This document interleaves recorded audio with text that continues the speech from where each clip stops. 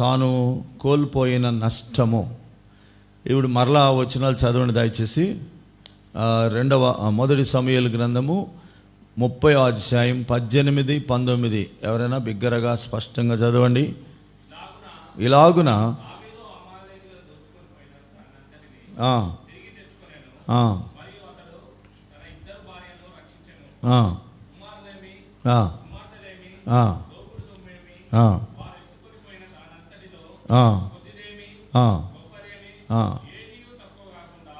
ఏదియు తక్కువ కాకుండా దావీదు సమస్తమును రక్షించను లేక సంపాదించుకొనెను. ఇంగ్లీష్లో డేవిడ్ రికవర్డ్ ఆల్ అనే మాట ఉంటుంది. ఇంగ్లీష్లో, తెలుగులోనేమో దావీదు సమస్తమును రక్షించను అనే మాట 18లో ఉంది, 19లో కూడా ఉన్నది.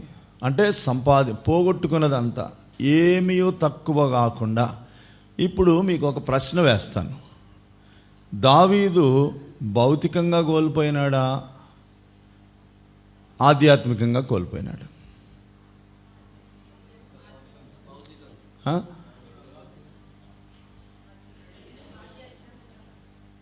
భౌతికంగా కోల్పోయాడా, ఆధ్యాత్మికంగా కోల్పోయాడా? ఏదో ఒకటి చెప్పండి, రెండు కలిపి చెప్పొద్దు.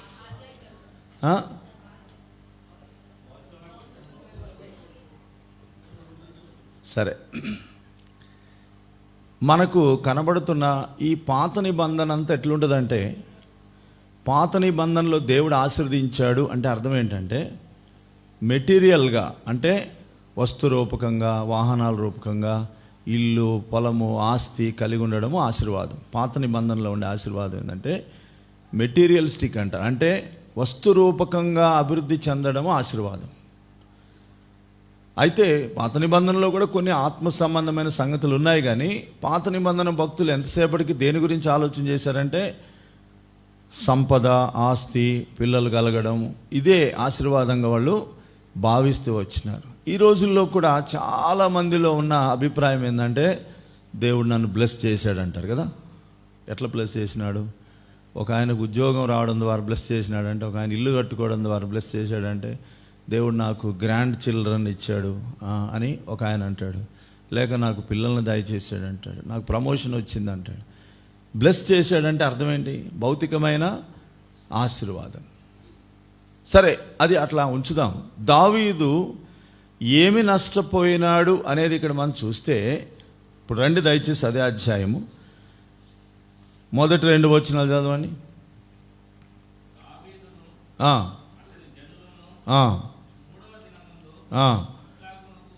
సిక్లగునకు వచ్చిరి.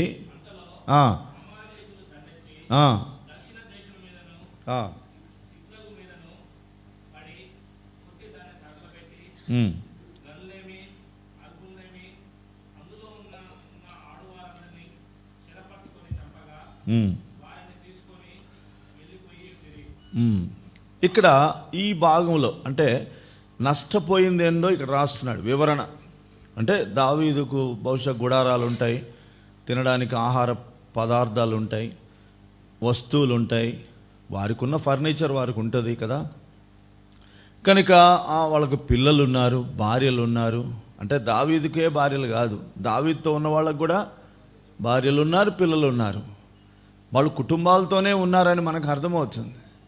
ఇప్పుడు అమాలేకీయులు వచ్చి ఏం చేస్తున్నారు? మొత్తము నాకేసినారు అన్నమాట. నాకేయడం అంటే ఏమీ లేకుండా మొత్తం తూడ్చేసేసినారు. వెళుతూ వెళుతూ అక్కడున్న ప్రాంతాన్ని కాల్చివేసినారు.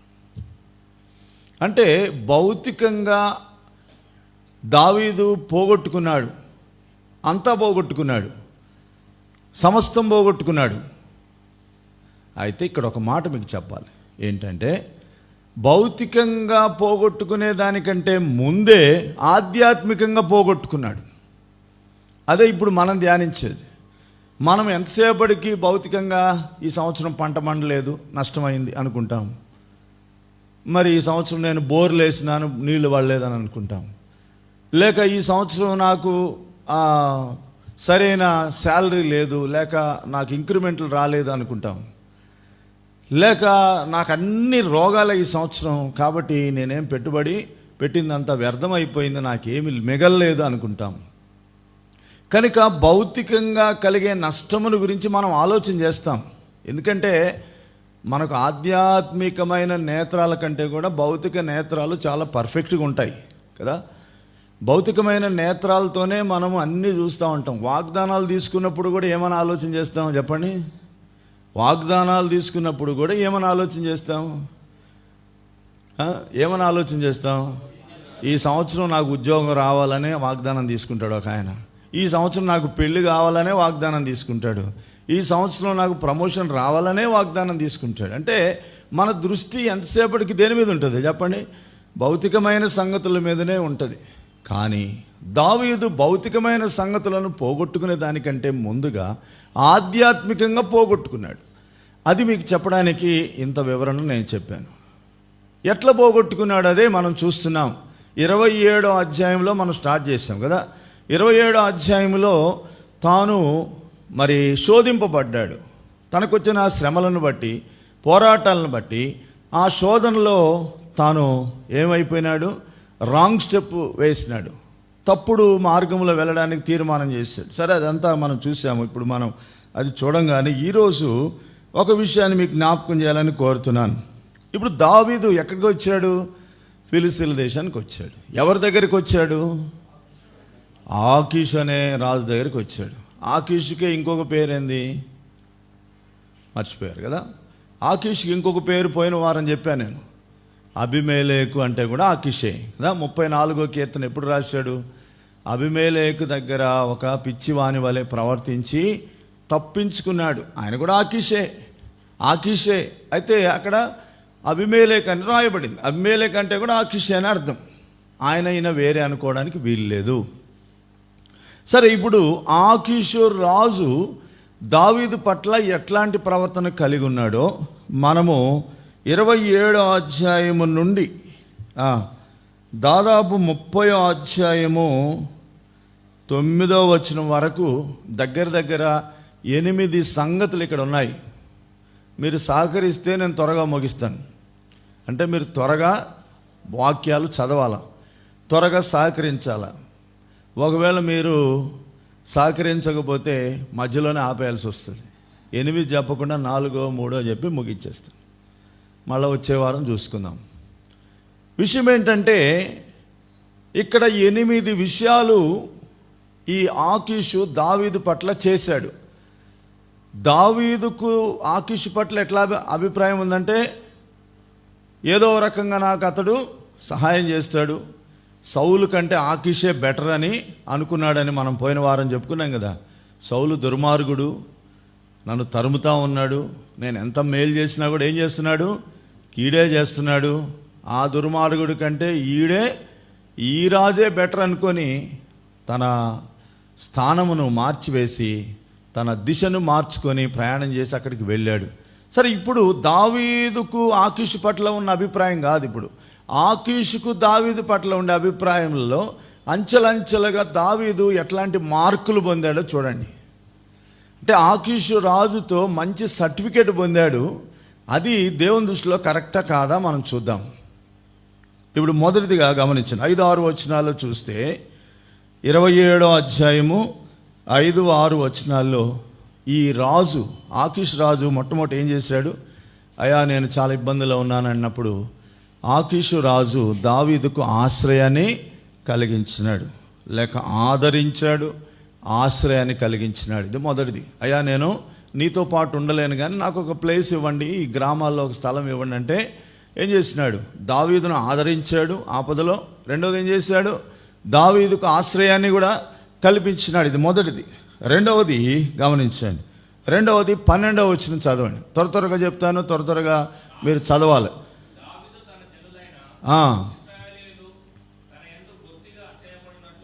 అసహ్యపడినట్లు చేసెను గనుక సదాకాలము నాకు దాసుడుగా ఉండుననుకొని. ఇక్కడ దీని గురించి ఆల్రెడీ మనము పోయిన వారమే చెప్పుకున్నాం కదా. ఇప్పుడు నేను దాని గురించి చెప్పను కానీ జస్ట్ ఆ వచనం మాత్రం చదువుదాం రండి. ఏం చేశాడు ఆకీషు రాజు దగ్గర? ముందేం చేశాడు, ఇప్పుడేం చేశాడో చూద్దాం. 21వ అధ్యాయం రండి. 21వ అధ్యాయము 21వ అధ్యాయము 10వ వచనం. సౌలునకు భయపడినందున ఆ దినముననే లేచి పారిపోయి గాతు రాజైన ఆకీషు నొద్దకు వచ్చెను. సేవకులు కాడా ఏమంటున్నారు చెప్పండి.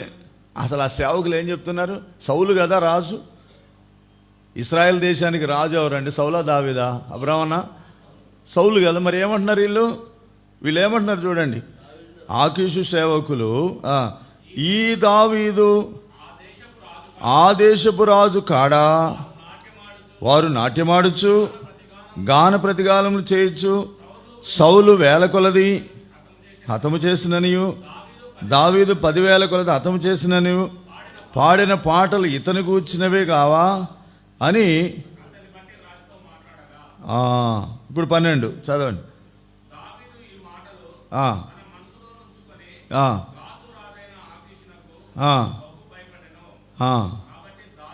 13 గమనించండి.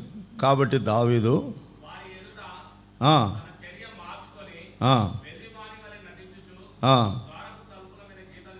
గీతలు గీయచ్చు, కారణిచ్చుచు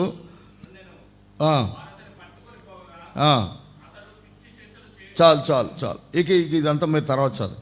ఏం చేశాడంటే అక్కడ తను తాను తప్పించుకోవడానికి ఒక మార్గం ఎత్తుక్కున్నాడు. మొత్తానికి ఆకీషు దగ్గరికి వెళ్ళినప్పుడు ఆయన సేవకులు ఏమన్నారు? రాజే ఇశ్రాయేలుకు రాజు ఎవరు? దావీదే కదా. ఇతని గురించి వాళ్ళు పాటలు పాడారు కదా. అంటే నిజంగా ఈ పాటల ప్రభావం ఎంత దూరం పోయిందో చూడండి. పాటల ప్రభావం ఎంత దూరం పోయింది? ఇశ్రాయేల్ దేశంలోనే లేదు, ఎక్కడి దాకా వెళ్ళింది? ఫిలిస్తీన్ల దేశంలో కూడా మారుమోగిపోయింది. ఏం పాటలు? సౌలు 1000 కొలది, దావీదు 10,000. ఇక్కడ వీళ్ళు జ్ఞాపకం చేశారా? ఇది ఇట్లా పెట్టండి. 30వ అధ్యాయం రండి. 30వ అధ్యాయం 5వ వచనం. 30వ అధ్యాయం 5వ వచనం. సౌలు 1000 కొలదిగాను దావీదు 10,000 కొలదిగాను హతము చేసినని వారు నాట్యమాడుచు గాన ప్రతిగానం చేయించు పాడిన దావీదు ఇతడే కాడా. ఈ పాట చల్లగుండా ఎంత దూరం పోయింది? ఎంత దూరం పోయింది అంటే ఈ దావీదు ఫిలిస్తీన్ల గుండెల్లో నివసించినాడు అన్నమాట. ఎక్కడ నివసించినాడు? ఫిలిస్తీన్ల గుండెల్లో. అంటే ఉలిక్కి పడితే దావీదు గుర్తొస్తున్నాడు అన్నమాట. అర్థమైందా? ఆ గోలియాతును చంపినప్పటి నుండి ఒక రికార్డు, భయంకరమైన పరిస్థితి వారు ఎదుర్కొన్నారు.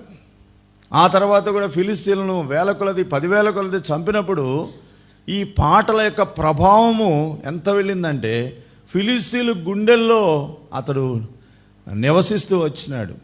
అంటారు కదా, నీ గుండెల్లో నేను పడుకుంటానంటారు. అంటే అర్థమైంది, నేను నివసించగలను. అట్లా భయపెట్టడం అన్నమాట. అట్లాంటి దావీదు ఇప్పుడు ఏం చేశాడు? అక్కడికి వచ్చినప్పుడు వాళ్ళు ఈ పాట గుర్తు చేసినారు. పాట గుర్తు చేస్తే అరే అవును కదా అని ఆకీష్ ఏం చేసినాడు? ఇక ఏదో రకంగా చంపడానికి ప్రయత్నాలు, లేక పట్టుకోవడానికో జైలు పాలు చేయడానికో ఏదో ప్రయత్నం చేసే సందర్భంలో దావీదు ఏం చేశాడంట? చెప్పండి, ఏం చేశాడు? తన చర్యలు మార్చుకున్నాడు. ఎట్లాంటి చేష్టలు చేసినాడంట? గట్టిగా చెప్పాలి ఆ మాట. ఏం చేష్టలు? గట్టిగా చెప్పండి.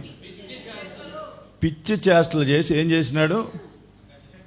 ఎస్కేప్ అయినాడు కదా, తప్పించుకున్నాడు. ఇక్కడే ఉండండి మీరు. పిచ్చి చేష్టలు చేసి ఏం చేసినాడు? కాని స్థలం నుండి ఏం చేసినాడు? ఇప్పుడు ఇది దేవునికి అనుకూలమైన చేష్టలు. ఇప్పుడు 27వ అధ్యాయంలో చేసిన చేష్టలు మరీ పిచ్చి చేష్టలు అనమాట. ఈ వేరే రకమైన పిచ్చి అనమాట. అది అర్థమైందా?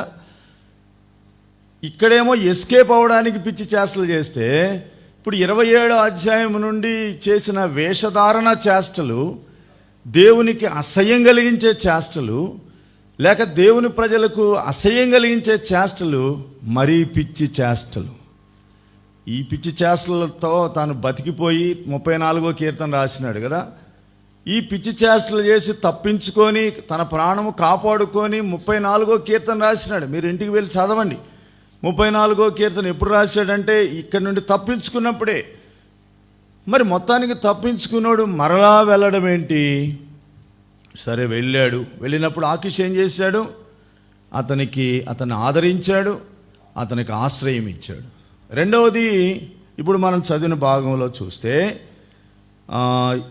27:12 ఒక చిన్న మాట మీకు జ్ఞాపకం చేస్తాను. ఏంటంటే, అతడు సదాకాలము నాకు దాసుడుగా ఉండుననుకొని ఆకీషు దావీదు మాట నమ్మెను. ఇది రెండో స్టేట్మెంట్. ఆకీషు ఎవరి మాట నమ్ముతున్నాడు? ఫిలిస్తీన్ల మాట కంటే కూడా, సర్దారుల మాట కంటే కూడా ఎవరి మాట నమ్ముతున్నాడు? అంటే దావీదు ఎంత తన మాటల్లో, తన క్రియల్లో తాను నమ్మకత్వము కలిగి ఉన్నాడు.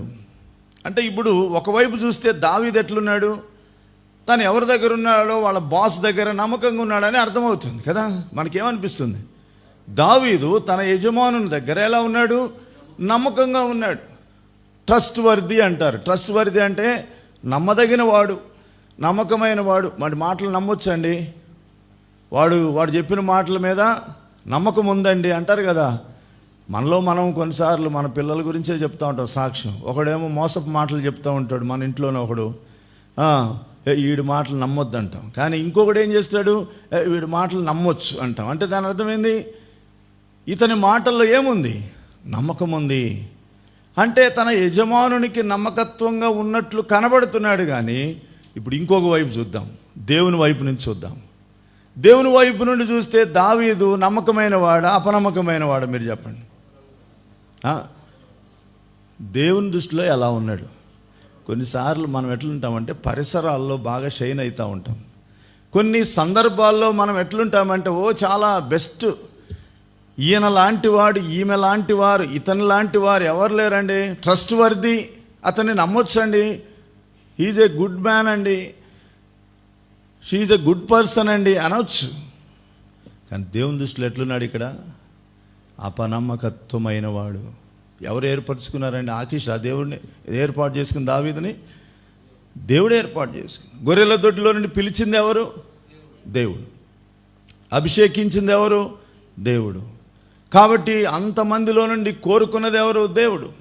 ఇప్పుడు దేవునికి నమ్మకం ఉండకుండా ఇక్కడ అన్యరాజు ఎదుట తన చేష్టలు ఎలా ఉన్నాయి చెప్పండి? పిచ్చి చేష్టలు. అసలైన పిచ్చి చేష్టలు ఇవే అన్నమాట. అవి కాదు గడ్డం మీద ఉమ్ము గార్చుకొని పిచ్చి గీతలు గీసేది, అదేదో తప్పించుకోవడానికి చేశాడు. అసలైన పిచ్చి చేష్టలు ఎక్కడ కనబడుతున్నాయి?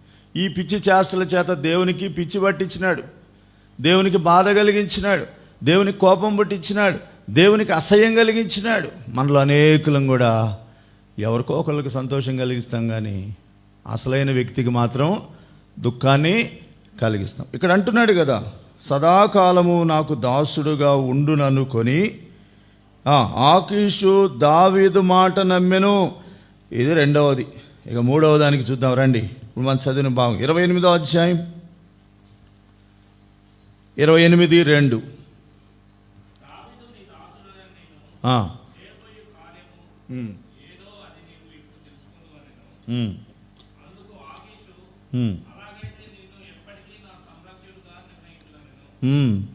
దాసుడే కాదంట, సదాకాలము నాకు దాసుడే కాదు. ఇప్పుడు దావీదు యొక్క ప్రవర్తన ఏమవుతుందంటే, దావీదుకు ప్రమోషన్ పెరుగుతుందా తగ్గుతుందా? మీరు చెప్పండి. అన్య రాజు ఎదుట మనం ఇట్లా కూడా అనుకోవచ్చు కదా, అరే అన్యుడే మెచ్చుకున్నాడంటే మామూలు విషయం అనుకోవచ్చు కదా.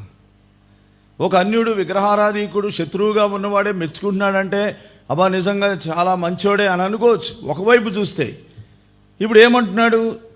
అలాగైతే నిన్ను ఎప్పటికీ నాకు సంరక్షకునిగా, అంటే పర్సనల్ సెక్రటరీ, పిఏ అనమాట, పర్సనల్ అసిస్టెంట్ అనమాట. అంటే ఇక నువ్వు నా పక్కన ఉండాలా, నా సీక్రెట్స్ అన్ని నీకే చెప్తాను, నాకు వ్యక్తిగతమైన వ్యక్తిగా నువ్వు ఉండాలి, అట్లనే నిన్ను చేస్తాను. అంటే అంతగా ట్రస్ట్ వర్దిగా, అంతగా దావీదు మాటలు నమ్మాడు, దావీదు చర్యలను నమ్మాడు, దావీదు మీద గొప్ప ఉద్దేశాలు కలిగి ఉన్నాడు. దావీదే ఉంటే ఇక చాలు, నాకు ఎవరు లేకపోయినా పర్వాలేదన్నంతగా ఆకీషు ప్రవర్తించాడు. ఇప్పుడు దీంట్లో పొరపాటు ఆకీషుది అంటారా, దావీదు అంటారా? చెప్పండి. పొరపాటు ఆకీషుదా దావీదా? ఆకీషుదా దావీదా? బాగా ఆలోచన చేసి చెప్పండి. దావీదండి. దావీదు ఎక్కడ ఉండాలో అక్కడ ఉండాలి కదా. ఒక అన్యుని దగ్గరికి వెళ్ళి ఏషాలు వేయడం కదా ఇదంతా. అన్యుని దగ్గర ఏషాలు ఎందుకు? కనుక అక్కడ ఇశ్రాయేలు రాజ్యములో ఉండకుండా సరిహద్దులను మారిపోయి తాను ఉండాల్సిన స్థలములో ఉండకుండా ఉండరాని స్థలములో ఉండి అక్కడ మంచి పేరు తెచ్చుకుంటే సుఖముందా? చాలామంది ఇట్లా తృప్తి పడుతూ ఉంటాం. మనలో అనేకులం ఎక్కడ కాని స్థలాల్లో ఉండి కూడా ఇక్కడ నన్ను మంచిగా అనుకుంటున్నారు బ్రదర్, నా గురించి చాలా మంచి సాక్ష్యం ఉంది బ్రదర్, కానీ నువ్వు రాంగ్ ప్లేస్లో ఉన్నావు. ఎక్కడున్నావు? సరికాని స్థలంలో ఉన్నావు. రాంగ్ పర్సన్ దగ్గర ఉన్నావు, తప్పుడు స్థలములో ఉన్నావు, తప్పుడు వ్యక్తి దగ్గర ఉన్నావు. నువ్వు చేసేది కూడా కార్యం ఎలాంటిది? నువ్వు చేసే కార్యం కూడా సరైందా? తప్పుడు కార్యం చేస్తున్నావు. పోయిన వారం చెప్పుకున్నాం కదా, ఇశ్రాయేలును బాధ పెట్టడం ద్వారా ఇశ్రాయేలుకు అసహ్యం కలిగించినాడు, ఇశ్రాయేలుకు దుఃఖం కలిగించినాడు, ప్రభువుకు దుఃఖం కలిగించినాడు. కనుక ఇప్పుడు మానవరీత్యా చూస్తే ఒకవేళ దావీదు మంచివాడుగా కనబడొచ్చు, కానీ దేవుని దృష్టిలో ఏమైపోయినాడు? అసహ్యుడుగా ఉన్నాడు, లేక అపనమ్మకమైన వ్యక్తిగా ఉన్నాడు, దేవుని మాటను నమ్మలేనివాడుగా ఉన్నాడు, దేవుని ఏర్పాటును గ్రహించలేనివాడుగా ఉన్నాడు, దేవుని చిత్తమును త్రోసివేసినాడు. దేవుని చిత్తాన్ని త్రోసేసి నా బిల్డింగ్ నేనే కట్టుకుంటాను, నా ప్లాన్లు నేనే వేసుకుంటాను, లేక నా బైక్ నేనే నడుపుతాను. మరి నా బైక్ నేను నడిపితే ఎవరు నడుపుతారు కదా? వాస్తవమే కదా. కానీ దాని అర్థం ఏంటంటే నా జీవితానికి నేనే సారథిని అనుకుంటున్నాం, నా జీవితాన్ని నేను ఏమైనా చేయగలను అనుకునే ఏమంటారు ఏకాగ్రత. దాన్ని ఇంగ్లీష్లో ఇంకొక మాట అంటారు, ఏమంటారు? Over confidence. ఏ కాన్ఫిడెన్స్? కాన్ఫిడెన్స్ అయితే పర్లేదు, ఓవర్ కాన్ఫిడెన్స్. కొన్నిసార్లు యాక్సిడెంట్లు ఎందుకు జరుగుతాయంటే ఎందుకు జరుగుతాయి? ఎందుకండి? 3 కారణాలు చెప్తాను నేను. ఒకటేమో ఓవర్ స్పీడ్, రెండోదేమో ఓవర్టేక్, మూడోదేమో ఓవర్ కాన్ఫిడెన్స్. ఈ 3 కారణాలను బట్టి ఏమవుతుందండి? ఖచ్చితంగా ఏం జరుగుతాయి? యాక్సిడెంట్లు జరుగుతాయి. కొన్నిసార్లు ఎవడో వచ్చి మనకు తగిలాడంటే అది వేరే విషయం, అది అది అది ప్రాముఖ్యమైనది కాదు. కొన్నిసార్లు మనకై మనం ప్రమాదాలు ఎందుకు తెచ్చుకుంటామంటే over speed, over confidence, overtaking. ఇది క్రైస్తవ జీవితంలో కూడా ఉంది. ఈ క్రైస్తవ జీవితంలో ఉండడం వల్ల ఏమవుతుంది? ఎంతో గొప్ప నష్టం. ఇప్పుడు ఔటర్ రింగ్ రోడ్లో పోయేవాడు మామూలుగా పోతున్నారా? 2 లక్షల బైకులు కొనిస్తే తల్లిదండ్రులు 2 లక్షల బైకు, 2.5 లక్షలు, 3 లక్షల బైకులు కొనిస్తే వాళ్ళు అనుకుంటున్నారు మేము ఆకాశంలో పోతున్నాం అనుకుంటున్నారు. అట్లా చనిపోయిన వాళ్ళు లేరా? ప్రజెంట్ మన ఎమ్మెల్యే ఎవరు? మన ప్రస్తుతం ఉన్న ఎమ్మెల్యే కుమారుడు, పేరెద్దులే, ప్రస్తుతం ఉన్న మన ఎమ్మెల్యే కుమారుడు ఇప్పుడు ఆయన పేరు మీద జూనియర్ కాలేజీ కట్టించినారు. అలాగే అజారుద్దీన్ అనే ఒక మాజీ క్రికెటర్, వాళ్ళ కుమారుడు ఎందుకు చనిపోయినారు? ముక్కలుగా అయిపోయినారు. ఏంటి కారణం? దావీదు జీవితంలో తన బండి తానే నడుపుకుంటున్నాడు, కానీ ఆ ఓవర్ స్పీడ్ ఏంటో, ఓవర్టేకింగ్ ఏందో, ఓవర్ కాన్ఫిడెన్స్ ఏంటో ఇక్కడ మనకు అర్థమవుతుంది. ఏమనుకుంటున్నాడంటే నేను ఇతని దగ్గర మంచోడు అనిపించుకుంటే ఇక చాలు, సౌలు నాకు అవసరమే లేదు, ఇశ్రాయేలు నాకు అవసరమే లేదు. ఇంకా చెప్పాలంటే ఇప్పుడు ఇశ్రాయేలులకు విరోధంగా తయారయ్యాడు, పార్టీ మార్చేశాడు అనమాట. ఎవరు? దావీదు. ఏం మార్చేసినాడు? పార్టీ మార్చేసి. మనోళ్ళు పార్టీలు మారుస్తున్నారు కదా ఇప్పుడు, ఇటు నుండి అటు, అటు నుండి ఇటు, ఆ కండువా ఈ కండువా, ఈ కండువా ఆ కండువా కప్పుకోవడమే, దేనికి నమ్మకంగా ఉండరు. మనోడు కూడా పార్టీ మారాడు. ఇశ్రాయేల్ యొక్క పార్టీలో నుండి ఫిలిస్తీన్ల పార్టీలో చేరాడు, ఆ కండువ కప్పుకున్నాడు. ఇప్పుడు ఏమంటున్నాడు? రాజా ఫిలిస్తీన్లే వర్ధిల్లాలంటున్నాడు. ఆకీషు రాజే వర్ధిల్లాలంటున్నాడు. చూడండి ఎంత భయంకరమైన పరిస్థితి. అందుకే ఈ చేష్టలు ఏమంటారంటే పిచ్చి చేష్టలు. ఏం చేష్టలు ఇవి? మనం కూడా ఇట్లాంటి పిచ్చి చేష్టలు చేస్తూ ఉంటాం, ఎవరినో సంతోష పెట్టాలని. ఏదో అంటారు కదా, పులిని చూసి నక్క ఏం పెట్టుకుందంట? పులిని చూసి నేను కూడా పులిలాగా ఉండాలా. ఎప్పుడైతే నువ్వు పులిగా అనేక పర్యాలు ఏదో దాని కొరకు, ఏదో కోరికల కొరకు, ఏదో ఎస్కేపింగ్ కొరకు, ఏదో భద్రత కొరకు ఒక కీడును తప్పించుకోవాలని ఇంకో కీడులో పడతాం, ఒక నష్టం తప్పించుకోవడానికి ఇంకొక నష్టానికి వెళతాం. నష్టముల యొక్క పరంపర, నష్టముల తర్వాత నష్టములు తెచ్చుకొనడానికి మనము సొంత మార్గాలను ఎంపిక చేసుకుంటాం, సొంత ఆలోచన చేస్తూ ఉంటాం. దేవుణ్ణి అడగకుండా, దేవుని చిత్తం చేయకుండా ఎవరినో సంతోషపెట్టాలి. సరే, మొత్తం మీద ఇప్పుడు మూడవ మాట విన్నాం కదా. ఏంటి? మొదటిదేమో అతనికి ఆశ్రయాన్ని కల్పించాడు. రెండవది దావీదు మాట ఆకీషు నమ్మేంతగా ప్రవర్తించాడు. పిచ్చి చేష్టలు చేస్తూ ఉన్నాడు దాని కొరకు. తర్వాత ఏమంటున్నాడు? ఎప్పటికీ నేను ఏం చేస్తానంటున్నాడు? పర్సనల్ సెక్రటరీగా, నేను పర్సనల్ వ్యక్తిగా, నీతో నాకు అవసరం ఉందయ్యా, నువ్వే నా దగ్గర ఉండాలి. అవును, మరి పార్టీ మారితే ఏం చేస్తారండి? పార్టీ మారినోడికి ప్రమోషన్ ఇస్తూ ఉంటారు. అవునా కాదా చెప్పండి? లోకంలో జరిగేది ఇదే కాదా? పార్టీ మారినోడు ఏం చేస్తారు? వాడినే ముందు పెడతా ఉంటారు, అవతలోడి కోపం వచ్చేటట్టుగా. ఇప్పుడు ఇది కూడా అట్లనే ఉంది. పర్సనల్ సెక్రటరీ వచ్చేసింది, ఎంత ప్రమోషన్ వచ్చేసింది అంటే పిచ్చి చేష్టలు చేసే కొలది ఏమవుతుంది? ప్రమోషన్ పెరుగుతానే ఉంది. సరే, ఇప్పుడు బాగానే ఉంది. ఇప్పుడు ఏం జరిగింది? ఇప్పుడు రండి, 28వ అధ్యాయం అంతా 2 వచనాలు ఎవరి గురించి? దావీదు గురించి. ఇక 3 నుండి చివరి వరకు ఎవరి గురించి ఉందో తెలుసా? అదిగో ఆ ఇశ్రాయేల్ రాజు అయిన సౌలు గురించి ఉంది. ఇప్పుడు మనకు అది అక్కర్లేదు. ఇప్పుడు 29వ అధ్యాయం రండి. 29వ అధ్యాయము 1-2 వచనాలు చదవండి త్వరగా.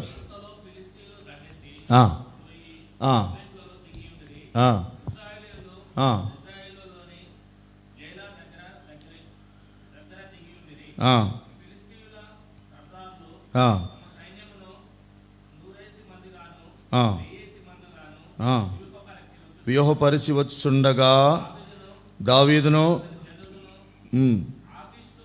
ఆకీషుతో కలిసి దండు వెనక తట్టున. ఇప్పుడు పార్టీ మారాడు కాబట్టి ఎక్కడున్నాడు? ఇప్పుడు అవతల పక్క ఎవరున్నారు? ఇశ్రాయేలు ఉన్నారు. ఇశ్రాయేలు యుద్ధం చేయడానికి వచ్చారు. సౌలు ఉన్నాడు. పాపం సౌలు పిచ్చోడైపోయినాడు. కర్ణపిశాచి స్త్రీ దగ్గరికి వెళ్ళి ఏదో తెలుసుకోవాలంటే ఆ కర్ణపిశాచి స్త్రీ కూడా ఏం చెప్పింది? నువ్వు పోతావు కానీ చచ్చిపోతావు అని చెప్పింది. నీకు యుద్ధంలో విజయము దొరకదు. అది ఆ భాగంలో ఉంది, అంతకుముందు భాగం. సరే, ఇప్పుడు ఇశ్రాయేలు వాళ్ళు బయలుదేరి వచ్చారు. వాళ్ళు ఒక స్థలంలో ఉన్నారు. ఫిలిస్తీన్లు సర్దారులు 1000 మంది 100 మంది వ్యూహపరిచి వచ్చుచూ ఉన్నప్పుడు ఏం జరిగింది? ఆకీషు దండుతో కలిసి ఏం చేస్తున్నాడు? దావీదు అతని జనులు అంటే ఎంతమంది ఉన్నారు? అంత జనులు అంటే సరే 600 మందిలో ఎంతమంది ఉన్నారో పురుషులు మనకు తెలియదు. మొత్తానికి వీళ్ళంతా కలిసి యుద్ధానికి సిద్ధమైనారు. దావీదు ఎటు వస్తే వాళ్ళు కూడా అటు వస్తారు కదా. మరి దావీదు నాయకుడు కదా. ఇప్పుడు దావీదు ఇశ్రాయేలుకు విరోధంగా పోతుంటే వీళ్ళు కూడా ఏం చేస్తున్నారు? విరోధంగానే వస్తున్నారు. ఈ సిచ్యువేషన్ మనకు ఎలా కనపడుతుంది? మీరు ఆలోచన చేయండి. అటు ఇశ్రాయేలు ఉన్నారు, జీవము గల దేవుని ప్రజలు ఉన్నారు, దేవుని చేత ఎన్నుకొనబడిన ప్రజలు అట్నుంచి ఎదురుగా వస్తున్నారు. వాళ్ళేమో దేవుని మీద ఆధారపడి యుద్ధం చేయడానికి వస్తున్నారు. ఇప్పుడు ఇక్కడేమో అన్యులు. ఎలాంటి వాళ్ళు? ఒకసారి అన్నాడు కదా ఈయన, సున్నతి లేని అన్నాడు కదా. సున్నతి లేని ఫిలిస్తీన్లతో ఈయన జట్టు కట్టి వాళ్ళ వెనకాల వస్తున్నాడంటే ఇది సిగ్గు తప్పిన పనా మంచి పనా చెప్పండి? ఎట్లాంటి పని అండి ఇది? శత్రువులతో చేతులు కలపడం సిగ్గు తప్పిన పని కదా. ఇది సరైన పనా? చూడండి, మన జీవితాల్లో ఒక తప్పుటడుగు వేస్తే అక్కడి నుండి మనం సరి చేసుకోకపోతే, అక్కడి నుండి మనం రెక్టిఫై కాకపోతే ఇంకా దిగజారుడుతనమే కనబడుతుంది. వీళ్ళంతా శత్రువులందరూ యోధులంతా బయలుదేరి వెళ్తూ వీళ్ళ వెనకాల ఈయనేం చేస్తున్నాడు? సున్నతి కలిగిన వ్యక్తి, రక్షణ కలిగిన వ్యక్తి, అభిషేకం కలిగిన వ్యక్తి. అక్కడ వాళ్ళు రాజు అంటున్నారు ఈయనని. ఎవరంటున్నారండి ఈయనని? ఫిలిస్తీన్లే అంటున్నారు. ఎవరంట ఈయన? దావీదు రాజు అండి అంటున్నారు. అట్లాంటి వ్యక్తి ఇప్పుడు ఏం చేస్తున్నాడు? శత్రువులతో చేతులు కలిపి శత్రువులతో కలిసి యుద్ధం చేయడానికి, ఎవరి మీద? సొంత సహోదరుల మీద యుద్ధం చేయడానికి బయలుదేరుతున్నాడు. శత్రువు చేసే పని అది, సైతాన్ చేసే పని అది. జ్ఞాపకం పెట్టుకోండి. ఈరోజు కొట్లాటలు బయట నుండి లేవు మనకు. బాగా అర్థం చేసుకోండి. కొట్లాటలు బయట నుండి లేవు. ఎక్కడున్నాయమ్మా? ఇంట్లోనే ఉంటాయి. మనకు మనమే శత్రుత్వం. భార్యకు భర్తకు పడదు, అన్నదమ్ముకు పడదు, సహోదరులకు పడదు, తోటి కోడళ్ళకు పడదు. ఏంటంటే ఇక్కడిక్కడే శత్రుత్వం. కొట్టుకుంటా ఉంటే ఇంకా మీరు ఇట్లనే బ్రతకొచ్చు అని సాతాను రకరకాలైన సమస్యలు మనకు పెడుతూ ఉన్నాడు. ఎవరు మనకు శత్రువు? పోయిన వారం ఒకటి చెప్పాను కదా, గొడ్డలికి కామ, గొడ్డలిలో ఉన్న కర్ర శత్రువు. కాబట్టి గొడ్డలి అనేది ఇనుము, గొడ్డలికి ఉన్న కామ లేకపోతే ఆ కర్ర అనేది చెక్క. అవతల నరికేది కూడా ఎవరిని? చెక్కనే నరుకుతుంది. చెక్కని నరుకుతుంది. అట్లనే ఈరోజు సమస్య ఏంటంటే మనమే తనుకుంటున్నాం. క్రైస్తవులే. అరే యూట్యూబ్ తెరిస్తే ఈ ప్రసంగికుడిని ఒకటి తిడతాడు, ఆ ప్రసంగికుడిని ఒకటి తిడతాడు. ఏంది దౌర్భాగ్యకరమైన పరిస్థితి? ఏం పని లేదా వీళ్ళకి అనిపిస్తూ ఉంటుంది. కాబట్టి మనలందరినీ కలిపేమో అవతలోడు తిడుతూ ఉంటాడు, మనల్ని మనమే గాలి తీసుకుంటూ ఉంటాం, మనల్ని మనమే తిట్టుకుంటూ ఉంటాం, మనల్ని మనమే ట్రోల్ చేసుకుంటూ ఉంటాం. ఏంది దౌర్భాగ్యకరమైన పరిస్థితి అంటే గొడ్డల్లో ఉన్న కామ గొడ్డల్ని చేత నరుకుతూ ఉంది. ఈరోజు క్రైస్తవుల్లో ఉన్న పరిస్థితి ఇదైతే సహవాసంలో ఉన్న పరిస్థితి కూడా ఇదే. ఈరోజు దేవుని పిల్లలమైన మనం ఇక్కడికి వచ్చాం, పక్కనే కూర్చున్నాం, కలిసి ఆరాధన చేసినాం, బలలో కూడా పాలు పొందుతున్నాం. కానీ లోపల ఏముంది? చేదు ఉందా లేదా? చేదు లేదా? ఉందా? ఏం చేదు అది? విరోధం, ఏదో ఒక ద్వేషం, ఏదో ఒక అసూయ, ఏదో ఒక కపటం. భార్యాభర్తలు పడకుండానే వస్తారు, అన్నదమ్ములు పడకుండానే వస్తారు, అందరూ చేతుతారు. సేవకుడు ఏమనుకోవాలంటే అబ్బా అందరూ పరిశుద్ధులే అనుకోవాలా, అందరూ నీతిమంతులే అనుకోవాలా, అబ్బా అంత యోగ్యమైన వాళ్ళే అనుకోవాలా. ఈరోజు శత్రువు చేస్తున్న పని ఏంటంటే మనల్ని మనం తన్నుకోవడం, మనకు మనం విరోధులుగా ఉండడం, మనకు మనమే గాలి తీసుకోవడం కదా. గాలి తీసేది బయటోడైతే బాగుంటుందేమో, మనోడే గాలి తీస్తాం. మనోడంటే ఏంది? క్రైస్తవులం, దేవుని పిల్లలే బాధించడం. ఇష్మాయేలు ఇస్సాకును చూసి ఏం చేసినాడంట? ఎగతాళి చేసినాడు, పరిహసించినాడు. అట్లనే ఈరోజు దేవుని పిల్లలంగా మనం ఉన్నాం. దావీదే వాళ్ళకు శత్రువు అయిపోయినాడు. ఎవరికి? జీవము గల దేవుని ప్రజలకు. అప్పుడేమన్నాడు? జీవము గల దేవుని సైన్యములను ఎదిరించుటకు వీడు ఎంతటి వాడు అన్నాడు. 1 సమూయేలు 17లో కొన్ని అధ్యాయాలు మారుతానే జీవితమే మారిపోయింది, పార్టీయే మారిపోయింది, ప్రవర్తనే మారిపోయింది, స్వభావమే మారిపోయింది. ఎంత దిగజారుడుతనం వచ్చిందంటే ఎంత భయంకరం. ప్రియమైన సహోదరుడా, సహోదరి, ఈ మధ్యాహ్న కాల సమయంలో ప్రభు నీతో మాట్లాడుతున్నాడు. నువ్వు ఎవరితో అసమాధానంగా ఉంటున్నావో, ఎవరితో విరోధంగా ఉంటున్నావో, ఎవరికి శత్రువుగా తయారవుతున్నావో, నువ్వు వాళ్ళతో సమాధాన పడకపోతే నువ్వు కూడా దావీదువే.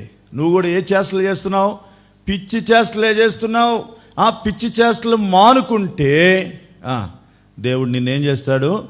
కరుణించి సమకూరుస్తాడు. కరుణించి తిరిగి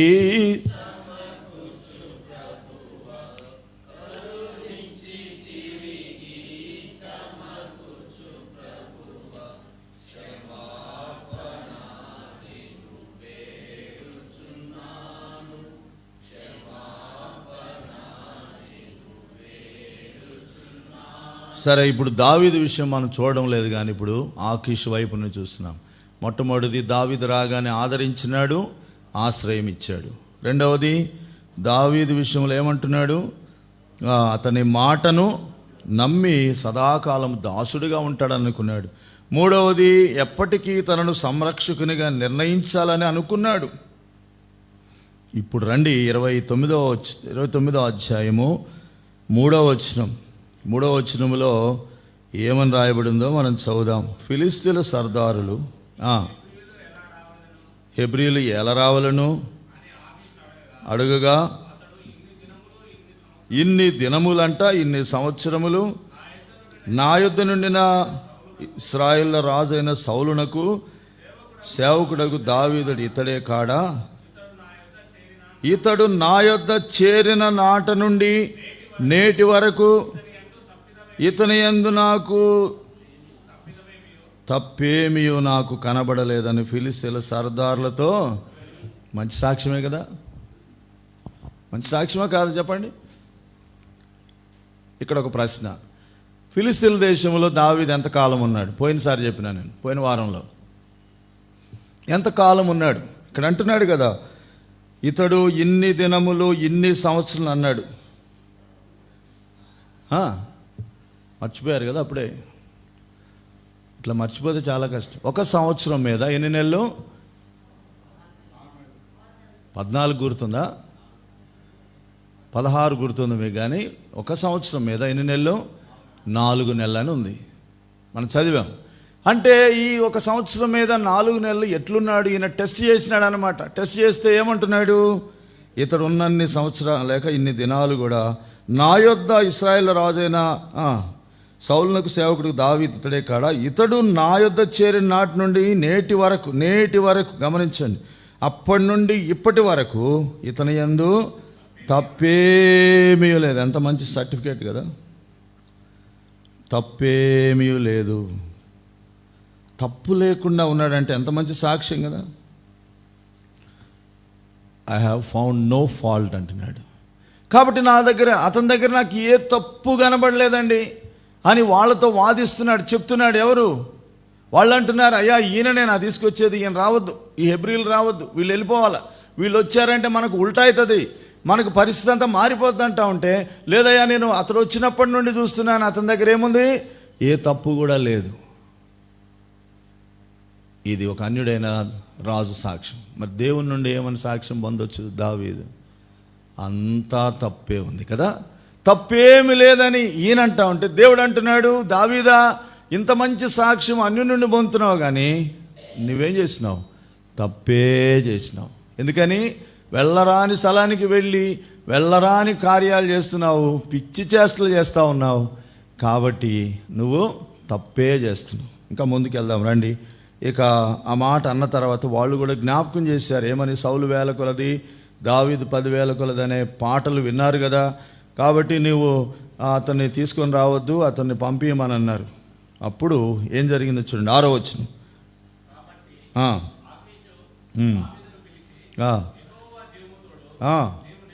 ఏ జీవం అంట? ఆకీష్ ఏమంటున్నాడు? ఏ జీవంతోడు? మరి ఆయన దేవతలు లేరా? అతను కూడా యెహోవా జీవం అంటాడేంటి? ఇదేదో ఎవరు ఎలీషా పలికినట్లు, ఏలియా పలికినట్లుంది. ఏలియా వెళ్ళి ఆయన దగ్గర అంటాడు కదా, ఎవరి దగ్గర?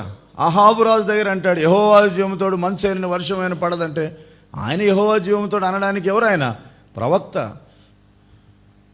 కొన్నిసార్లు తప్పుడు పనులు చేసేవాడు కూడా యెహోవా జీవంతోడే అంటాడు. మీరు బాగా అర్థం చేసుకోండి. ఎవరు అతను? గెహాజీ అనేవాడు ఏమన్నాడు తెలుసా? యెహోవా జీవముతోడు నేను పరిగెత్తుకొని పోయి ఆ నయమాను యొక్క ఏం తెచ్చుకుంటాను అన్నాడు. అతని వస్త్రాలు, అతని వెండి బంగారం తెచ్చుకుంటానని ఆయన కూడా అంటాడు. మీరు తర్వాత చదవండి, 2 రాజులు 5వ అధ్యాయం 20 నుండి ఉంటుంది ఆ మాట. యెహోవా జీవముతోడు అని చెప్పి తప్పులు చేసేవాళ్ళు కూడా ఉన్నారు, దేవుని తోడని చెప్పి తప్పిపోయే వాళ్ళు కూడా ఉన్నారు, ప్రమాణం బైబిల్ ప్రమాణం అని చెప్పి తప్పిపోయే వాళ్ళు కూడా ఉన్నారు. ఇప్పుడు ఇతనంటాడు, యెహోవా జీవముతోడు నిజముగా, ఆ మాట గమనించండి, నిజముగా యథార్థపరుడవై ఉన్నావు. ఎట్లున్నాడంటేనా? ఆకీషుకు యథార్థపరుడు. మరి దేవుని వైపు చూడండి. నేను ప్రతిసారి ఆకీషు గురించి చెప్తున్నాను, జీవముగల దేవుని వైపు చెప్తున్నాను. దేవుని దృష్టిలో ఎట్లున్నాడు? ఆకీషు దృష్టిలో ఎట్లున్నాడంట? హీఈస్ అప్రైట్ పర్సన్, యథార్థపరుడు, పర్ఫెక్ట్గా ఉన్నాడు. నువ్వు చాలా యథార్థవంతుడివయ్యా, నీలాంటి యథార్థపరుడు నా దగ్గర కూడా లేడు అన్నట్లుగా ఉంది. కానీ దేవుని దృష్టిలో ఎట్లున్నాడు తెలుసా? వేషధారిగా ఉన్నాడు. ఎట్లున్నాడండి? వేషధారిగా ఉన్నాడు, మోసగాడుగా ఉన్నాడు, రాజును మోసపుచ్చే వ్యక్తిగా ఉన్నాడు, నటించే వ్యక్తిగా ఉన్నాడు. అందుకే నేను చెప్పాను, పిచ్చి చేష్టలు అంటే ఇవే. ఈరోజు దేవుని దృష్టిలో నువ్వు నేను ఎలాగను? వాస్తవికంగా దావీదు గురించి ఏమని చెప్పబడింది? అతడు యథార్థ హృదయుడై వారిని పరిపాలించను. అంటే ఇప్పుడు కాదు, తర్వాత సరి చేయబడిన తర్వాత, జీవితాన్ని మార్చుకున్న తర్వాత యథార్థ హృదయుడిగా ఉన్నాడు. ఇక్కడ ఏమైపోయినాడు? తన యథార్థతను పోగొట్టుకున్నాడు. మీకా గ్రంథం 7వ అధ్యాయం, మీకా గ్రంథం 7వ అధ్యాయం 4వ వచనం త్వరగా చదవండి. మీకా గ్రంథము 7వ అధ్యాయము 4వ వచనం. వారిలో మంచివారు ముండ్ల చెట్టు వంటి వారు, వారిలో యథార్థవంతులు ముండ్ల కంచె కంటెను. అదనమాట లోక సంబంధమైన యథార్థత ఎట్లుందంట? ముండ్ల కంటే ముండ్లుగా ఉంటారంట. అది దావీదు యొక్క యథార్థత. ఇక్కడ కొన్ని పర్యాయాలు మనం కూడా అలాగ ఉండొచ్చు. ఎవరో మనల్ని మెచ్చుకోవచ్చు, ఎవరో మనల్ని సర్టిఫికెట్ ఇవ్వచ్చు, ఎవరో మనల్ని మంచివారు అనుకోవచ్చు. కానీ దేవుని దృష్టిలో మనము యథార్థపరులమైతే దేవుడు మనల్ని నిజంగా ఆశీర్వదిస్తాడు. దేవుని నుండి మంచి సాక్ష్యం మనం పొందాలి. సరే, ఇంకా ముందుకు వెళ్ళి చూద్దాం. ఇక్కడే కొన్ని మాటలు మనం చదవచ్చు. అదే వచనం చూడండి, అదే వచనము. నీయందు ఏ దోషము నాకు కనబడలేదు ఉందా మాట? 6వ వచనము చివరి లైన్ అనుకుంటాను, చివరి లైన్ కంటే ముందు లైన్ ఏమనుంది? నీయందు ఏ దోషము నాకు కనబడలేదు. అంతకుముందు ఏమన్నాడు? నీయందు తప్పు ఏమి లేదన్నాడు.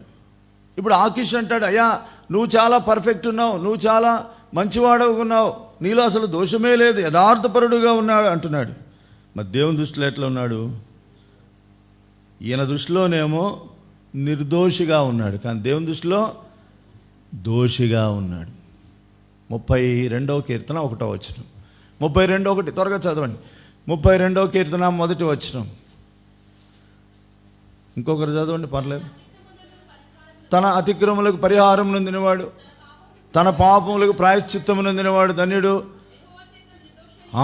యెహోవా చేత నిర్దోషి అని ఎంచబడినవాడు, ఆత్మలో కపటము లేనివాడు. ఆ 2 లైన్లు, లాస్ట్ 2 లైన్ గమనించండి. యెహోవా చేత నిర్దోషి అని ఎంచబడినవాడు, ఆత్మలో కపటము లేనివాడు ధన్యుడు. ఇప్పుడు దేవుని చేత నిర్దోష, మనుషుని చేత నిర్దోష? ఇతని యందు నీ యందు నాకు ఏ దోషము కనబడలేదు అంటున్నాడు. ఇది ఎన్నోదండి? 6వది. నేను 8 చెప్తానన్నాను, 6 దగ్గరికి వచ్చాను, ఇంకా 2 చెప్పి ముగిస్తాను. మొట్టమొదట దావీదును ఆదరించాడు, ఆశ్రయం కల్పించాడు. 2వది దావీదు మాట నమ్మాడు. 3వది ఎప్పటికీ సంరక్షకునిగా ఉండాలని నిర్ణయించుకున్నాడు. తర్వాత అతనిలో తప్పేమీ లేదని సాక్ష్యం ఇస్తున్నాడు ఫిలిస్తీన్ల ఎదుట. తర్వాత నీవు యథార్థపరుడవై ఉన్నావు అని సాక్ష్యం చెప్తా ఉన్నాడు దావీదు దగ్గరే. దావీదుతోనే అంటున్నాడు, అయ్యా నువ్వు యథార్థపరుడవయ్యా అంటున్నాడు. తర్వాత 6వది, నీ యందు ఏ దోషము కనబడలేదంటే నువ్వు నాకు దృష్టిలో నిర్దోషిగా ఉన్నావని ఒప్పుకుంటున్నాడు. అదే వచనములో ఇంకొక మాట మీకు జ్ఞాపకం చేస్తా చూడండి. 6వ వచనములోనే నీయందు ఏ దోషము నాకు కనబడలేదు, కానీ సర్దారులు నీయందు ఇష్టము లేకయున్నారు. అంటే దీని అర్థం ఏంటంటే, సర్దారులకు ఇష్టం లేదంటే దాని అర్థం ఏంది? నాకు ఇష్టమే అని అర్థం కదా. అంటే ఎవరికి ఇష్టడుగా ఉన్నాడు ఇప్పుడు? ఎవరికి ఇష్టడుగా ఉండాలి దావీదు? కొన్నిసార్లు దేవునికి ఇష్టలుగా ఉండకుండా మనుషులకు ఇష్టలం అయిపోతాం. మనుషులకు ప్రియమైన వారంగా అంటున్నాడు కదా, వాళ్ళకి నువ్వంటే ఇష్టం లేదా? నువ్వైతే నాకు ఇష్టం, నీ విషయంలో నాకు ఏ అభిప్రాయం లేదు, చెడు అభిప్రాయం లేదు అంటున్నాడు. కనుక దావీదు నా హృదయానుసారుడు, నా ఇష్టానుసారుడని తర్వాత సాక్ష్యం పొందాడు. ముందైతే ఇక్కడ ఏమైపోయినాడు? దేవుని ఇష్టమును ప్రక్కన పెట్టేశాడు. దేవునికి ఇష్టడుగా ఉండకుండా మనుషుల ఇష్టం కొరకై వేషాలు మార్చిన వాడుగా ఉంటున్నాడు. ఇది ఎన్నోదండి? 7వది. ఇక చివరిది చూద్దాం. ఎవరు ఆవలిస్తున్నారండి గట్టిగా? 9వ వచనం. దేవదూత వలె ఎట్లా అంటున్నాడండి? దైవదూతలాగా ఉన్నావు, దైవదూతలాగా నువ్వు ఉన్నావు అంటున్నాడు. ఇది 8వ సాక్ష్యం, 8వ అనుభవం. ఆకీషు దావీదు పట్ల ఎటువంటి ప్రవర్తన కలిగి ఉన్నాడంటే, నువ్వు దైవదూతలాగా ఉన్నావు, మామూలు వ్యక్తిగా లేవు. ఇప్పుడు మీరే చెప్పండి, ఆకీషుకు దైవదూత అంటే దేవునికి దయ్యం దూత కదా. ఇప్పుడు ఎట్లయిపోయినాడు అతడు? దావీదు ఆకీషుకేమో దేవుని దూతలాగా కనబడితే, దేవునికి ఎట్లున్నాడు? సాతాను ఏజెంట్ లాగా అయిపోయినాడు, దయ్యం దూతలాగా అయిపోయినాడు.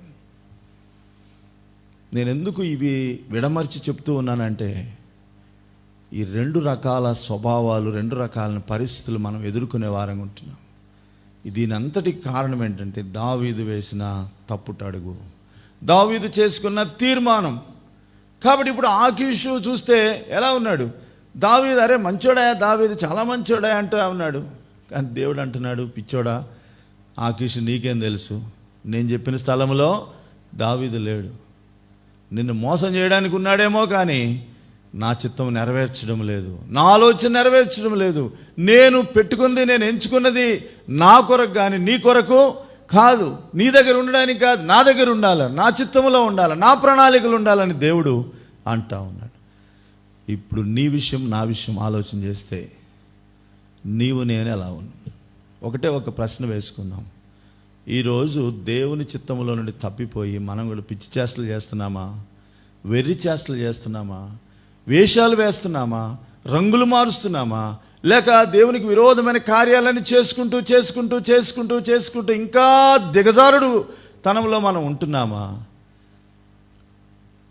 ఒక రకంగా చెప్పాలంటే ఎట్లుందంటే, ఆకీష్ అంటున్నాడు, అయ్యా నేను తీసుకొని పోవాలన్నాను. వాళ్ళు ఏమన్నారు? వద్దన్నారు. కాబట్టి నీవు నీ జనులు ఏం చేయాలి? పొద్దున్న లేవగానే వెళ్ళిపోవాలి, అసలు ఉండొద్దు ఇంకా. ఎందుకంటే సీరియస్గా ఉంది మ్యాటర్, వాళ్ళంతా వద్దంటున్నారు కాబట్టి నువ్వు వెంటనే వెళ్ళిపోవాలని సంతోషంగా వచ్చిన వాడిని బలవంతంగా ఏం చేసినాడు? నువ్వు సిక్కలకు వెళ్ళిపోవాలి, ఇక్కడ ఉండడానికి వీలు లేదు. ఒక రకంగా చెప్పాలంటే ఇది ఒక మొదటి తిరస్కారం. ఎవరి వలన? ఆకీషు వలన. కొన్నిసార్లు మనం ఎన్నెన్నో ప్లాన్లు వేసుకొని, ఎన్నెన్నో పథకాలు వేసుకొని, మనుషుల్ని ప్లీజ్ చేయడం కొరకు, మనుషుల్ని సంతోషపెట్టేదాని కొరకు ఒకదాని వెంట ఒకటి ఏదో పథకాలు చేసుకుంటే చివరికి ఆ మనుషుల నుండే తిరస్కారం స్టార్ట్ అవుతుంది. అవునా కాదా? ఎక్కడ స్టార్ట్ అవుతుందంటే తిరస్కారం. ఏ మనుషుల మీద మనం ఆధారపడతామో, ఏ మనుషులను మనం దృష్టి పెట్టుకుంటామో ఆ మనుషుల నుండే ఫస్ట్ తిరస్కారం వస్తుంది. ఇప్పుడు సిగ్గుతో అవమానంతో వెనక్కి వచ్చాడు. ఎవరు? దావీదు. ఇప్పుడు 30వ అధ్యాయంలోనికి మనం వస్తే, ఆయన వచ్చాడో లేదో అక్కడ పరిస్థితి ఎలా ఉంది? తారుమారుగా ఉంది. వెళ్ళేటప్పుడు భార్యలు ఉన్నారు, పిల్లలు ఉన్నారు, ఆస్తులు అన్నీ ఉన్నాయి. కానీ వీళ్ళు ఈ యుద్ధములో అక్కడ గడిపిన కాలములో వాళ్ళు అటు వెళ్ళారో లేదో దేవుడు ఎవరిని పంపించినాడు? దేవుడే పంపించాడా? దేవుడు పంపించాడా లేదా? ఏం ఆశీర్వాదం పంపిస్తాడా దేవుడు? అమాలేకులను కూడా పంపిస్తాడా? పంపిస్తాడు. బుద్ధి రావడం కొరకు కొన్నిసార్లు పంపిస్తాడు. మిద్యానీయులను పంపించింది ఎవరు? ఇశ్రాయేలు మీదకి దేవుడే.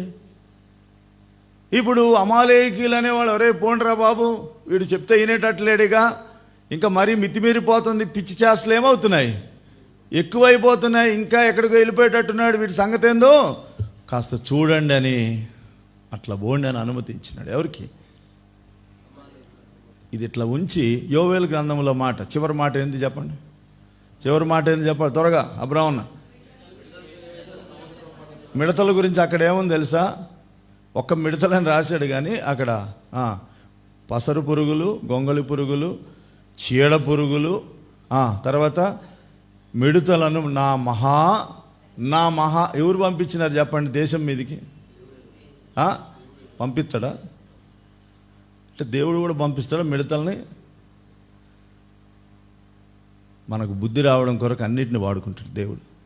తుఫాను వచ్చేదాని కొరకు దేవుడు అనుమతించినాడు, యోనాకు బుద్ధి రావడం కొరకు. సముద్రం మీదకి వెళ్ళి చేపలు పట్టడానికి పోతే పేతురుకు రాత్రంతా ఒక చేప పడకుండా చేసినాడు దేవుడే. దేవుడు కలగజేసుకుంటాడు. సమస్త సృష్టి దేవునికి లోబడుతుంది. అమాలేకీయులను పంపించినాడు, మొత్తం దోసుకొని నాకేసినట్లుగా వెళ్ళిపోయినారు. వచ్చే వరకు వీళ్ళకి అస్సలు అర్థం కాలే. ఎవరికి?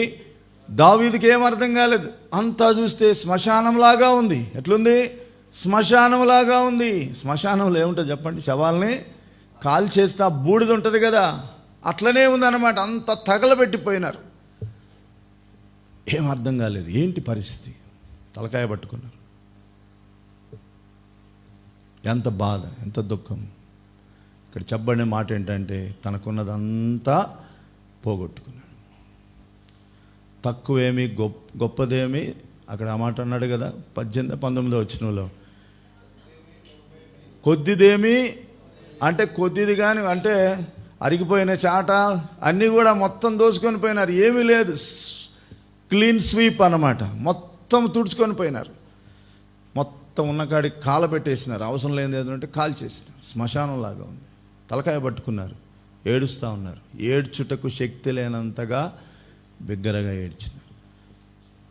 ప్రియమైన వారులారా, ఎందుకు ఈ చరిత్ర రాయబడిందంటే మనం ఇది దావీదుకే జరిగిందిలే, నాకు జరగలేదు. దావీదుకు జరిగింది భౌతికంగా జరిగింది ఒక మెట్టు అయితే, ఆధ్యాత్మికంగా అతడు దైవికమైన విలువలను పోగొట్టుకొని భౌతికమైన నష్టాన్ని దేవుడు చూపించినప్పుడు ఆ నష్టం ద్వారా దేవుడు దావీదు కన్నులను చెప్పండి ఏం చేశాడు? కన్నులు తెరిపించినాడు. చాలా పర్యాలు మనకు కొన్ని విషయాలు అర్థం కావు. మనకు అర్థం కావు. దేవుడే తన ఏర్పాటును బట్టి కొన్ని కన్నులు తెరిపించి మనల్ని సరిచేయడానికి ఇష్టపడతాడు. మొత్తానికి దావీదు మొత్తం పోగొట్టుకున్నాడు. అంతా సమస్తం పోగొట్టుకున్నాడు. ఆ మాట ఏంటంటే సమస్తమును సంపాదించుకున్నాడు అంటే సమస్తం పోగొట్టుకున్నాడు మొట్టమొదటి. ఇప్పుడు కన్నీళ్లతో ఏడుస్తాను. చెప్పాలంటే ఇక్కడ ఆకీషు ఏమన్నాడు? నువ్వు తొందరగా వెళ్ళాలి, అసలు ఇక్కడ ఉండడానికి వీల్లేదని ఏమేసినాడు? తరిమేసినట్లుగా ఉంది. అక్కడ తరుముడు స్టార్ట్ అయిన తర్వాత ఇక్కడ ఇంకొక తరుముడు స్టార్ట్ అయింది. ఏం తరుముడు? తనతో ఉన్నవాళ్ళు ఏం చేస్తున్నారు? తలా ఒక రాయి తీసుకున్నారు. తలా ఒక రాయి తీసుకొని ఎవరి మీద వేయాలా? అబ్రాహ్మణ మీద వేయాలా? ఎవరి మీద వేయాలా? దావీదు మీద వేయాలా? తలా ఒక రాయి తీసుకొని దావీదు మీద వేయాలి.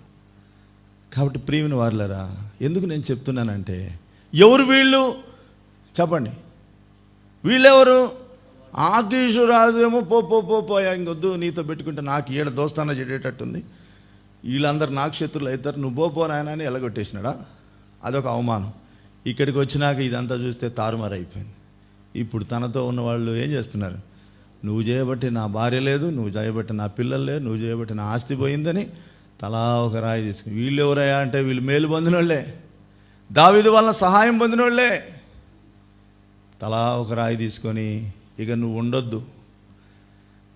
ఎంత శత్రుత్వం వచ్చేసింది, ఎంత చేదైన అనుభవం వచ్చింది. ఇది ఊహించండి. ఒకవేళ దావీదులాగా అవుతుందని తను అనుకున్నాడా? ఊహించినాడా? తలంచినాడా? ఎంత భయంకరమైన పరిస్థితి.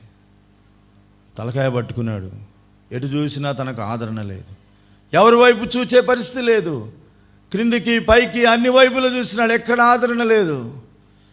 కొండల తట్టు నా కన్నులు ఎత్తుచున్నాను. 121వ కీర్తనలో ఉంది కదా, నాకు సహాయము ఎక్కడి నుండి వస్తుంది? ఇప్పుడు చెప్పండి. అది తర్వాత ఎక్కడి నుండి వస్తుంది సహాయం? ఎవరు చేస్తారు? ఒంటరి పోరాటం. తనతో ఉన్నవారు కూడా విరోధులైపోయినారు. ఇక కొంతకాలం అయిపోతే ఏమవుతుందంటే దావీదు కూడా చంపబడాలి. అంటే మరణం దగ్గరికి వచ్చేసినాడు. ఎంత భయంకరమైన పరిస్థితి. దేవుడు అభిషేకించిన రాజు ఏంది, చావడం ఏంటి? దేవుడు అభిషేకించిన వ్యక్తి ఏంటి, రాళ్ల చేత కొట్టబడడం ఏంటి? గుర్తుపెట్టుకోండి, మనతో ఉన్న వాళ్ళు కూడా మనకేమైపోతారు?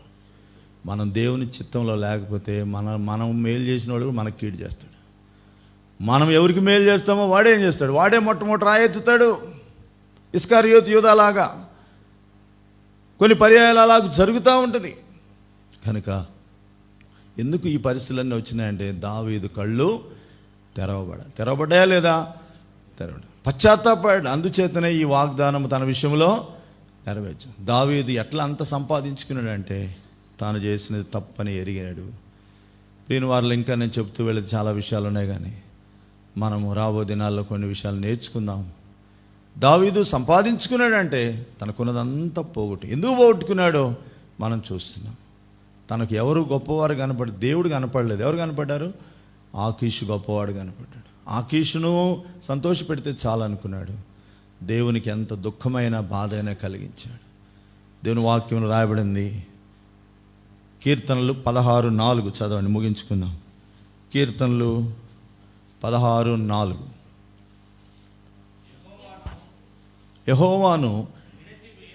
యెహోవాను విడిచి వేరొకని అనుసరించు వానికి. ఈ కీర్తన ఎవరు రాశారు?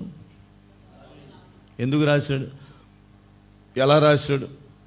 అనుభవంతో రాసినాడు. ఏమని చెప్తున్నాడు? యెహోవాను విడిచి వేరొకని అనుసరించు వానికి ఏం కలుగుతాయి? శ్రమలు ఉంటాయని లేదు, శ్రమలు ఉంటాయి కాదు, శ్రమలు విస్తరిస్తాయి, పెరిగిపోతాయి అన్నమాట. శ్రమ వెంట శ్రమ, శ్రమ వెంట శ్రమ, నష్టం వెంట నష్టం, నష్టముల పరంపరలోనికి వెళ్ళాలి. ఎందుకంటే యెహోవాను విడిచిపెడితే, యెహోవా మీద ఆధారపడకపోతే, వేరొకని అనగా ఈ ఆకీష్ లాంటి వాడిని వెంటాడితే, ఎవడో ఒకడు మనకు చాలా ప్రియంగా కనపడతాడు, వాణ్ణి వలన మనం నష్టపోతాం. ఎవరో ఒక వ్యక్తి వలన, ఎవరో ఒక రాజు వలన, ఎవరో ఒక అధికారం, ఎవరో ఒక చెప్పాలంటే చాలా విషయాలు ఉన్నాయి. ఏంది ఎమ్మెల్యేలో ఎవరినో ఒకటి పట్టుకుంటాం మనం. ఇక వాడుంటే నాకు ఈ పోస్టు, వాడుంటే ఇది నాకుంటుంది, వాడుంటే ఇది నాకుంటుంది, నాకేం పర్వాలేదు. అది మన జీవితాలకు ఎంతో నష్టమో కలిగించేదిగా. కనుక ప్రభువును సంతోషపెట్టే దాని కొరకు అన్ని సందర్భాల్లో ప్రభువును వెంబడించడము మనకు గొప్ప మేలు. దావీదు ఇదంతా చేయడం ద్వారా మనకు ఒక పాఠం నేర్పిస్తున్నాడు. ఏంటంటే, జాగ్రత్త నా పిల్లలారా, మీరు తప్పిపోతారేమో, మీరు కూడా నాలాగా అవుతారేమో అని యుగాంతమందున మీకు బుద్ధి కలగడానికే ఇవన్నీ వ్రాయబడుతూ వచ్చినాయి. కనుక దేవుని పిల్లలమైన మనము ఒకసారి ఆలోచన చేద్దాం. మనం ఎలాగున్నాం? మనుషుల దృష్టిలో కాదు, దేవుని దృష్టిలో. మనం ఒప్పుకుంటే ప్రభు కనికరిస్తాడు.